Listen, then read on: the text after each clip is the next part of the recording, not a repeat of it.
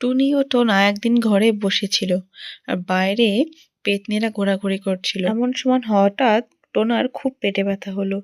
তখন টুনি বাধ্য হয়ে ওষুধ আনতে গেল। বাইরে বেরোনো মাত্রই টুনি পেতনির হাতে পড়ে। পেতনি বলে, কে তুই? তোর এত বড় সাহস, আমাদের দেখে ভয় পাস না? টুনি বলে, আমাকে ভূতেদের সর্দার পাঠিয়েছে, তোমরা এখান থেকে চলে যাও, আজ থেকে পাহারায় আমিই থাকবো এখানে, তোমাদের এখানে আর কোনো প্রয়োজন নেই, সর্দার তোমাদের ডেকে পাঠিয়েছে। পেতনি বলে, ঠিক আছে, সর্দার যখন ডেকে পাঠিয়েছে তখন আমরা আজকে চলে যাব, তুমিই থাকবে এখানে পাহারায়, ঠিক আছে? আর যদি কোনো বেগরবাই হয় তাহলে আবার আমরা চলে আসবো। পেতনিদের কথা শেষ হতে না হতে অমনি টুনির মুখ থেকে মুখোশটি খুলে পড়ে যায়। পেতনি বলে, আচ্ছা তাহলে তুই আমাকে বোকা বানাচ্ছিলি, এবার দেখ আমি তোর কি করি। না না, আমায় কিছু করো না, আমার স্বামী খুব অসুস্থ, আমাকে ছেড়ে দাও। তোকে ছাড়তে পারি একটা শর্তে, যদি তোর বন্ধুরা লাইক আর সাবস্ক্রাইব করে দেয় তবেই তোকে ছাড়বো। প্লিজ বন্ধুরা, তোমরা লাইক আর সাবস্ক্রাইব করে দাও, আমাকে বাঁচাও।